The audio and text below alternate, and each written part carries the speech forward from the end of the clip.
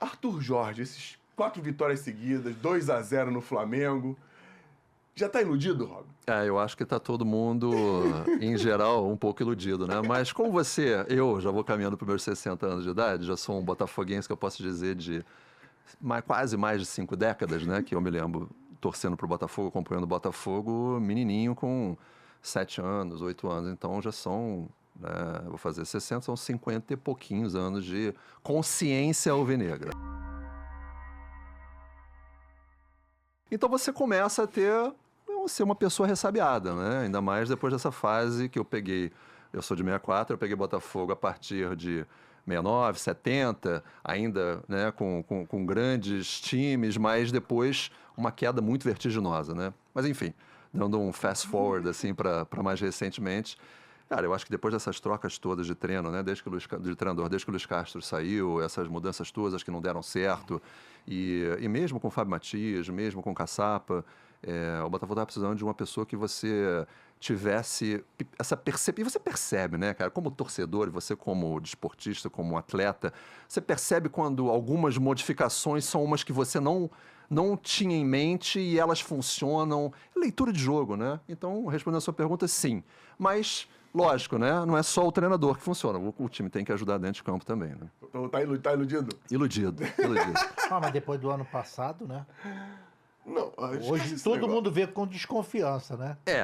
A torcida do Botafogo já é uma torcida desconfiada com o início. Tá, até que, desde que aquela campanha maravilhosa começou e o Botafogo começou a engrenar... Primeiro turno do Brasileiro. Eu sou torcedor de leste inferior, né? Eu não vou aos jogos de Botafogo, a não ser que seja no meio da torcida, né? Então, quando eu posso ir, né? Quando eu não estou trabalhando, né? Então, a gente nunca tocava muito nesse assunto, assim, tipo... Era sempre meio assim, cara, porra, acho que vai rolar, hein? E você ficava meio quieto, sabe? Assim, naquela de... Ninguém era tipo, porra, cara, já vai ser certíssimo, porra, vamos ganhar esse ano, porra, já tá, 14 pontos na frente. Não, era tipo um tabu, você não podia falar muito desse assunto, porque há sempre um temor, né? Há sempre temor, né? Há sempre a coisa que só acontece com o Botafogo, né? Então, enfim, então... O ano passado foi que tenha servido de aprendizado, né? Eu acho que você só consegue dar esse passo a mais depois que você passa por uma dificuldade muito grande, né? E é aí que você aprende muita coisa. Eu espero que tem muito jogador remanescente, tem muito membro da diretoria remanescente, da comissão técnica que passaram por ali, né? Roupeiro, massagista, porque, Fernando, você sabe se... atleta profissional, às vezes tem pessoas ali embaixo, né, que ninguém conhece, né, mas que são fundamentais para você se recuperar para um jogo, né, para você estar bem de cabeça, para te dar um abraço legal na hora que você está mal e tal. E é um processo, né? É um processo. Eu acho que esse processo está indo no caminho certo. O que você acha que aconteceu? Cara, eu já falei isso algumas vezes. Como eu torcedor, falei isso, né?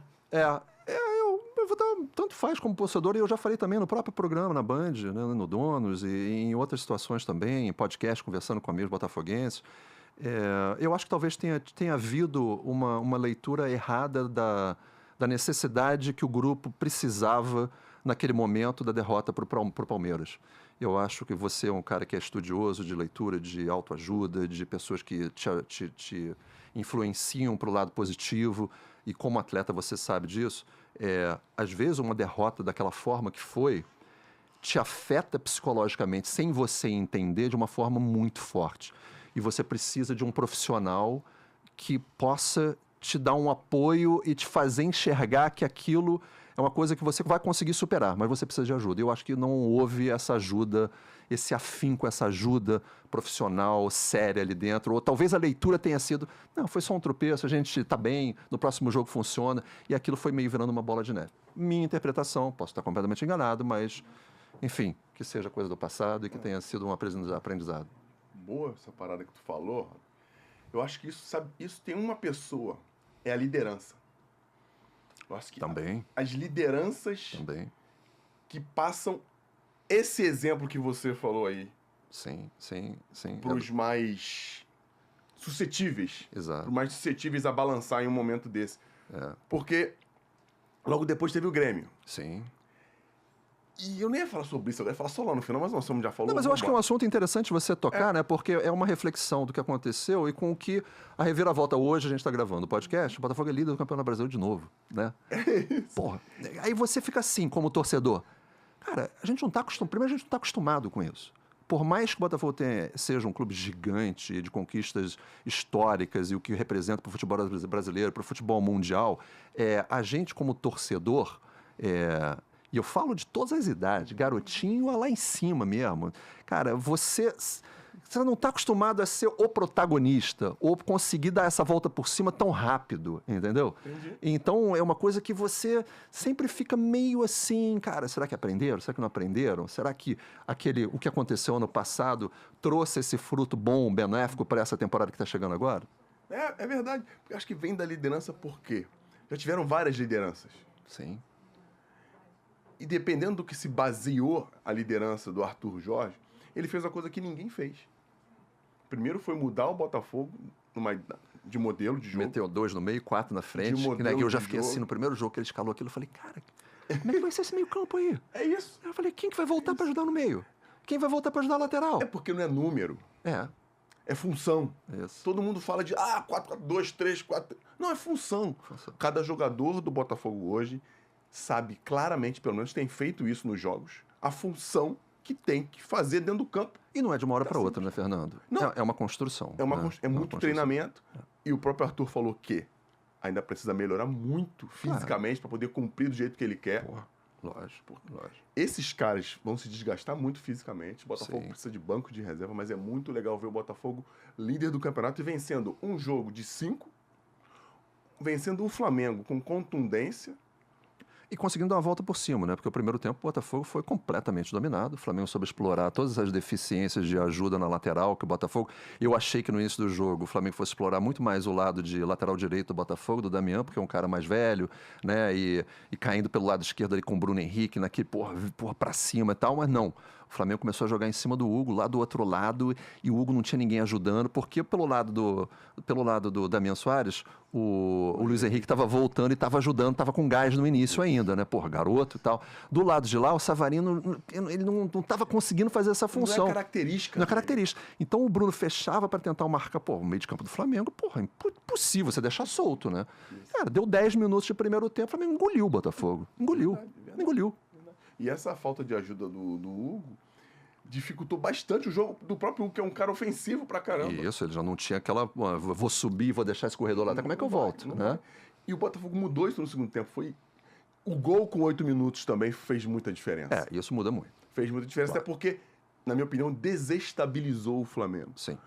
Eu tava falando isso no Donos hoje. Uhum. O Flamengo tem dificuldades hoje pra furar os bloqueios que a galera se defende hoje com os 11 da intermediária pra trás. E tudo bem, faz parte. Só que o Flamengo hoje não tem uma coisa, que é o ataque ao espaço, movimentação e ataque aos espaços, que é onde você consegue desestabilizar o adversário e criar espaços nas defesas muito bem postadas. E o drible, o que o Luiz Henrique tem, o que o Júnior Santos tem tido. Era o que o Flamengo tinha quando tinha o Vinícius Júnior, né? No auge do Bruno Henrique, né? Que bate para dentro, para cima, né? O Bruno precisa de um pouco mais de espaço para fazer isso. Mas um jogador tá faltando que, assim, começou a jogar bem desde quando o Tite chegou. O Cebolinha. Machucou, né? Na minha opinião... Pena. Ele cresceu muito carioca, né? Ele faz muita falta porque ele é esse cara. Que vai driblar e você não sabe se ele vai fundo pela linha de fundo, se ele vai pelo lado até a linha de fundo, ou se ele vai cortar e bater para dentro, né?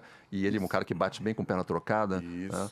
E o Tite deu isso a ele, porque antes do Tite chegar, ele não levava uma pro fundo. Não.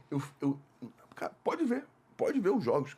Eu me coçava em casa, porque eu sou Flamengo, né? Então, Botafogo. Cara, eu falo, por que esses caras não vão pro fundo? Porque eu fui marcador. E a coisa mais fácil, a coisa não. Quer facilitar a vida do marcador? É ele saber para onde você vai, porque todo marcador, ele reage a uma ação. Sim. E é óbvio que se você é menor, é atacante, é mais rápido, para eu reagir à sua ação, eu já vou sair atrás. Isso. Se eu imagino, eu tenho quase certeza de para onde você vai sair, eu ganho tempo para te marcar. Isso.